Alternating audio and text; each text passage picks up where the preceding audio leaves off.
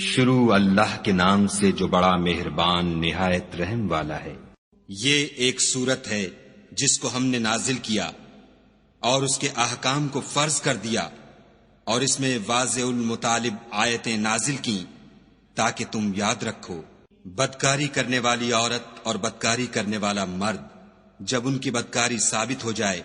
تو دونوں میں سے ہر ایک کو 100 درے مارو، اور اگر تم خدا اور روز آخرت پر ایمان رکھتے ہو تو شرع خدا کے حکم میں تمہیں ان پر ہرگز ترس نہ آئے، اور چاہیے کہ ان کی سزا کے وقت مسلمانوں کی ایک جماعت بھی موجود ہو۔ بدکار مرد تو بدکار یا مشرک عورت کے سوا نکاح نہیں کرتا، اور بدکار عورت کو بھی بدکار یا مشرک مرد کے سوا اور کوئی نکاح میں نہیں لاتا، اور یہ یعنی بدکار عورت سے نکاح کرنا مومنوں پر حرام ہے۔ اور جو لوگ پرہیزگار عورتوں کو بدکاری کا عیب لگائیں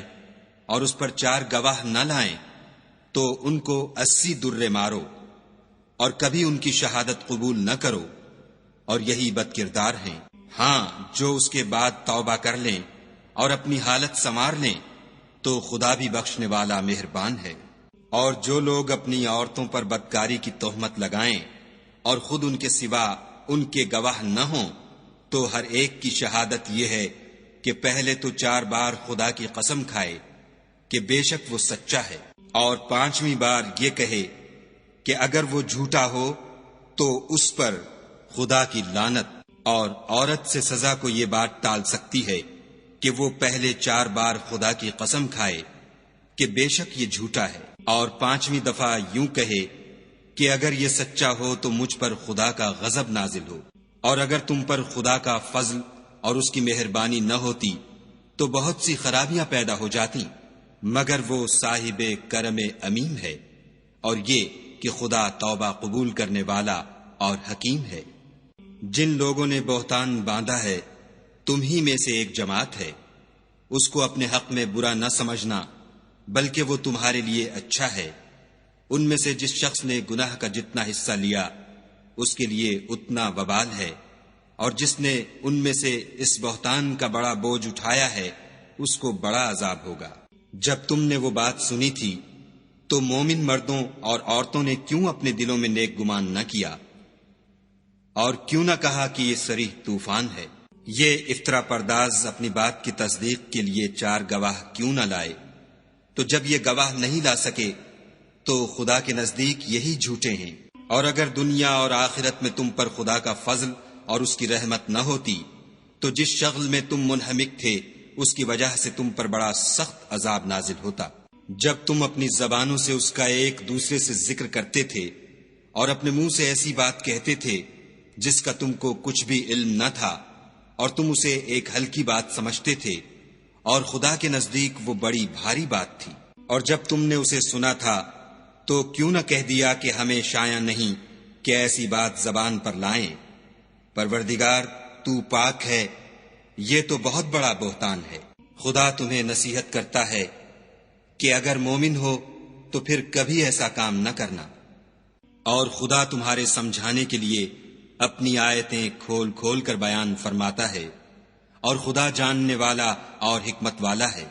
جو لوگ اس بات کو پسند کرتے ہیں کہ مومنوں میں بے حیائی یعنی تہمت بدکاری کی خبر پھیلے، ان کو دنیا اور آخرت میں دکھ دینے والا عذاب ہوگا، اور خدا جانتا ہے اور تم نہیں جانتے۔ اور اگر تم پر خدا کا فضل اور اس کی رحمت نہ ہوتی تو کیا کچھ نہ ہوتا، مگر وہ کریم ہے، اور یہ کہ خدا نہایت مہربان اور رحیم ہے۔ مومنو، شیطان کے قدموں پر نہ چلنا، اور جو شخص شیطان کے قدموں پر چلے گا تو شیطان تو بے حیائی کی باتیں اور برے کام ہی بتائے گا۔ اور اگر تم پر خدا کا فضل اور اس کی مہربانی نہ ہوتی تو ایک شخص بھی تم میں پاک نہ ہو سکتا، مگر خدا جس کو چاہتا ہے پاک کر دیتا ہے، اور خدا سننے والا اور جاننے والا ہے۔ اور جو لوگ تم میں صاحب فضل اور صاحب وسعت ہیں وہ اس بات کی قسم نہ کھائیں کہ رشتہ داروں اور محتاجوں اور وطن چھوڑ جانے والوں کو کچھ خرچ پات نہیں دیں گے۔ ان کو چاہیے کہ معاف کر دیں اور درگزر کریں۔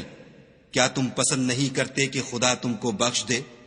اور خدا تو بخشنے والا مہربان ہے۔ جو لوگ پرہیزگار اور برے کاموں سے بے خبر اور ایماندار عورتوں پر بدکاری کی تہمت لگاتے ہیں، ان پر دنیا اور آخرت دونوں میں لعنت ہے اور ان کو سخت عذاب ہوگا، یعنی قیامت کے روز جس دن ان کی زبانیں اور ہاتھ اور پاؤں سب ان کے کاموں کی گواہی دیں گے۔ اس دن خدا ان کو ان کے اعمال کا پورا پورا اور ٹھیک بدلہ دے گا، اور ان کو معلوم ہو جائے گا کہ خدا برحق اور حق کو ظاہر کرنے والا ہے۔ ناپاک عورتیں ناپاک مردوں کے لیے ہیں، اور ناپاک مرد ناپاک عورتوں کے لیے، اور پاک عورتیں پاک مردوں کے لیے ہیں، اور پاک مرد پاک عورتوں کے لیے۔ یہ پاک لوگ ان بدگوئیوں کی باتوں سے بری ہیں، اور ان کے لیے بخشش اور نیک روزی ہے۔ مومنو، اپنے گھروں کے سوا دوسرے لوگوں کے گھروں میں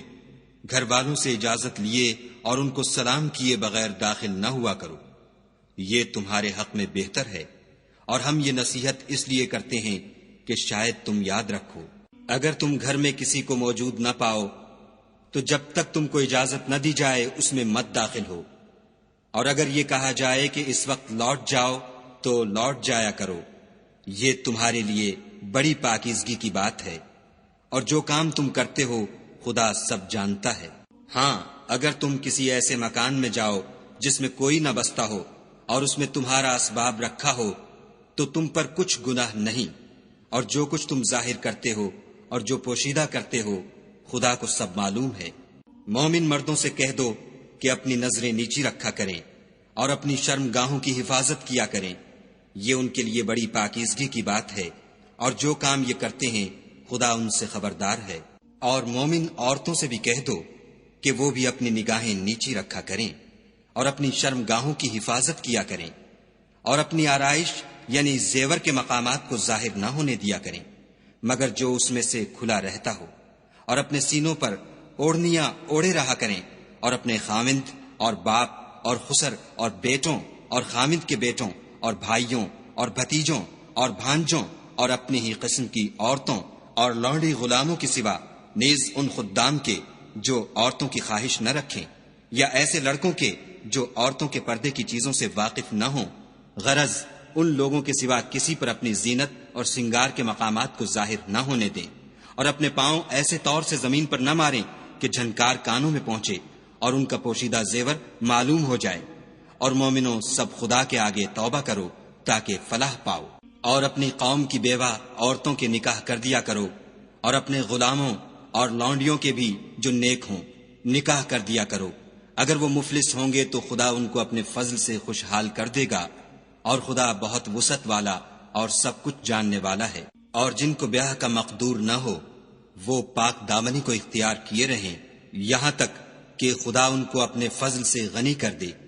اور جو غلام تم سے مکاتبت چاہیں، اگر تم ان میں صلاحیت اور نیکی پاؤ تو ان سے مکاتبت کر لو، اور خدا نے جو مال تم کو بخشا ہے اس میں سے ان کو بھی دو۔ اور اپنی لونڈیوں کو اگر وہ پاک دامن رہنا چاہیں تو بے شرمی سے دنیاوی زندگی کے فوائد حاصل کرنے کے لیے بدکاری پر مجبور نہ کرنا، اور جو ان کو مجبور کرے گا تو ان بیچاریوں کے مجبور کیے جانے کے بعد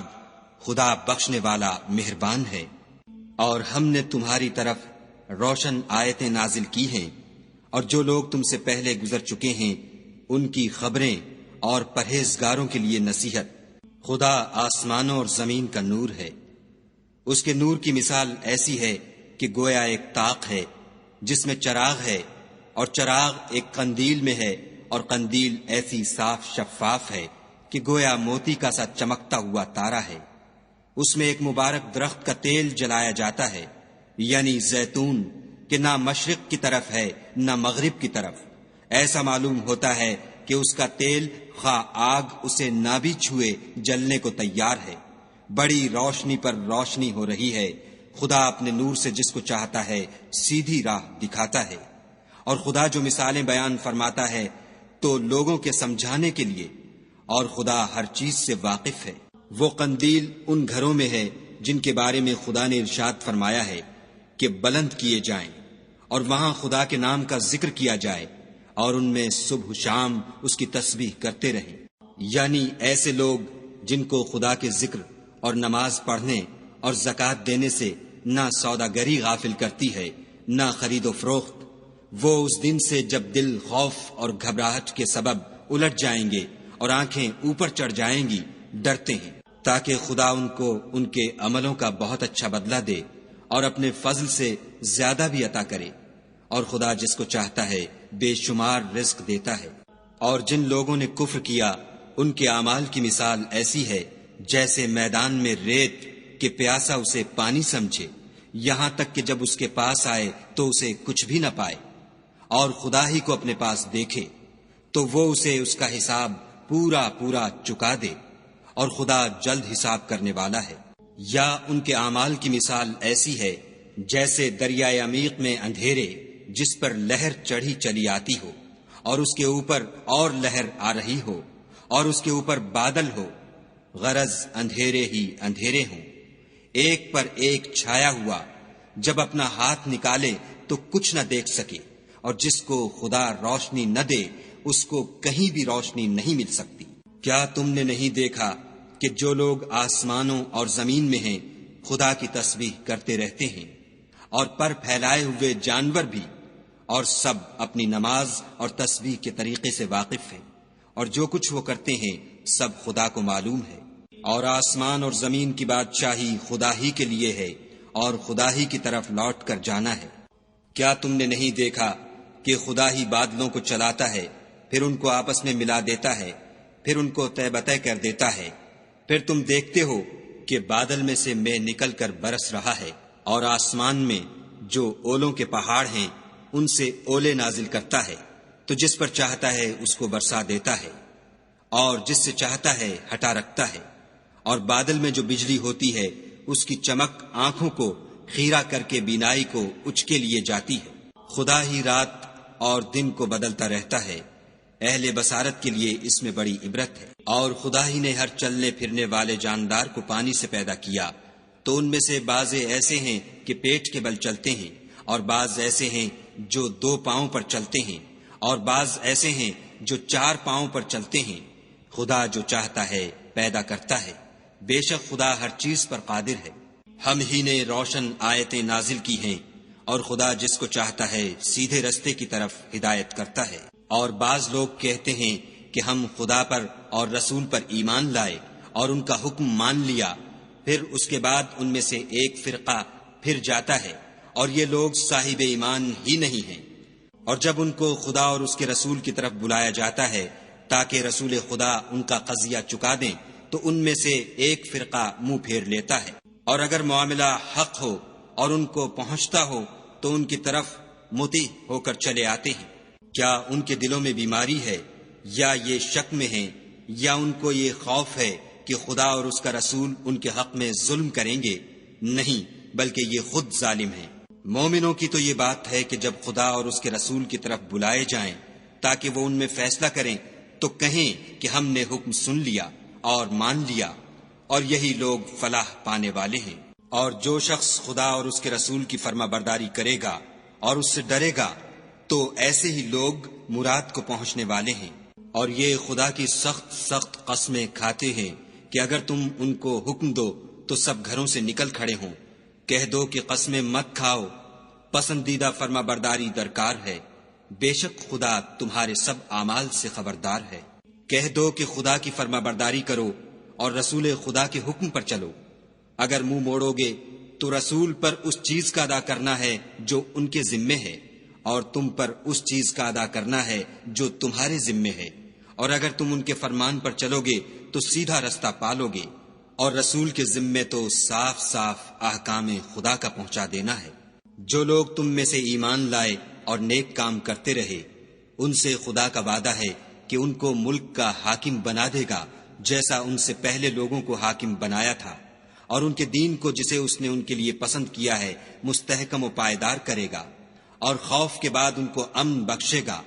وہ میری عبادت کریں گے اور میرے ساتھ کسی چیز کو شریک نہ بنائیں گے، اور جو اس کے بعد کفر کرے تو ایسے لوگ بد کردار ہیں۔ اور نماز پڑھتے رہو اور زکوٰۃ دیتے رہو اور پیغمبر خدا کے فرمان پر چلتے رہو تاکہ تم پر رحمت کی جائے۔ اور ایسا خیال نہ کرنا کہ کافر لوگ ہم کو زمین میں مغلوب کر دیں گے، یہ جا ہی کہاں سکتے ہیں، ان کا ٹھکانہ دوزخ ہے، اور وہ بہت برا ٹھکانہ ہے۔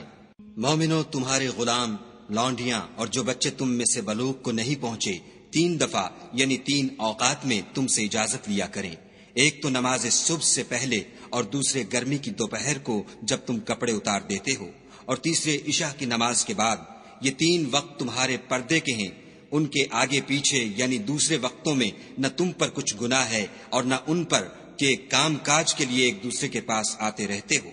اس طرح خدا اپنی آیتیں کھول کھول کر بیان فرماتا ہے، اور خدا بڑا علم والا اور بڑا حکمت والا ہے۔ اور جب تمہارے لڑکے بالغ ہو جائیں تو ان کو بھی اسی طرح اجازت لینی چاہیے، جس طرح ان سے اگلے یعنی بڑے آدمی اجازت حاصل کرتے رہے ہیں۔ اس طرح خدا تم سے اپنی آیتیں کھول کھول کر بیان فرماتا ہے، اور خدا جاننے والا اور حکمت والا ہے۔ اور بڑی عمر کی عورتیں جن کو نکاح کی توقع نہیں رہی اور وہ کپڑے اتار کر سرننگا کر لیا کریں تو ان پر کچھ گناہ نہیں، بشرطے کہ اپنی زینت کی چیزیں نہ ظاہر کریں، اور اگر اس سے بھی بچیں تو یہ ان کے حق میں بہتر ہے، اور خدا سنتا جانتا ہے۔ نہ تو اندھے پر کچھ گناہ ہے اور نہ لنگڑے پر اور نہ بیمار پر اور نہ خود تم پر کہ اپنے گھروں سے کھانا کھاؤ، یا اپنے باپوں کے گھروں سے، یا اپنی ماؤں کے گھروں سے، یا بھائیوں کے گھروں سے، یا اپنی بہنوں کے گھروں سے، یا اپنے چچاؤں کے گھروں سے، یا اپنی پھوپھیوں کے گھروں سے، یا اپنے ماموؤں کے گھروں سے، یا اپنی خالاؤں کے گھروں سے، یا اس گھر سے جس کی کنجیاں تمہارے ہاتھ میں ہوں، یا اپنے دوستوں کے گھروں سے، اور اس کا بھی تم پر کچھ گناہ نہیں کہ سب مل کر کھانا کھاؤ یا جدا جدا۔ اور جب گھروں میں جایا کرو تو اپنے گھر والوں کو سلام کیا کرو، یہ خدا کی طرف سے مبارک اور پاکیزہ تحفہ ہے۔ اس طرح خدا اپنی آیتیں کھول کھول کر بیان فرماتا ہے تاکہ تم سمجھو۔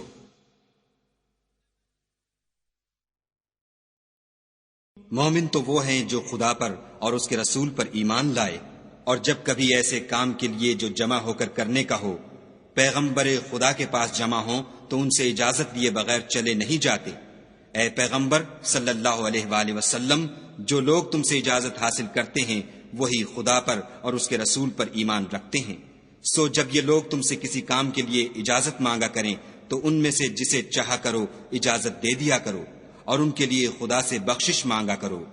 کچھ شک نہیں کہ خدا بخشنے والا مہربان ہے۔ مومنو، پیغمبر کے بلانے کو ایسا خیال نہ کرنا جیسا تم آپس میں ایک دوسرے کو بلاتے ہو، بے شک خدا کو وہ لوگ معلوم ہیں جو تم میں سے آنکھ بچا کر چل دیتے ہیں۔ تو جو لوگ ان کے حکم کی مخالفت کرتے ہیں ان کو ڈرنا چاہیے کہ ایسا نہ ہو کہ ان پر کوئی آفت پڑ جائے یا تکلیف دینے والا عذاب نازل ہو۔ دیکھو، جو کچھ آسمانوں اور زمین میں ہے سب خدا ہی کا ہے، جس طریق پر تم ہو وہ اسے جانتا ہے، اور جس روز لوگ اس کی طرف لوٹائے جائیں گے تو جو عمل وہ کرتے رہے وہ ان کو بتا دے گا، اور خدا ہر چیز سے واقف ہے۔ وہ بتا دے گا اور خدا ہر چیز سے واقف ہے۔ وہ بتا دے گا اور خدا ہر چیز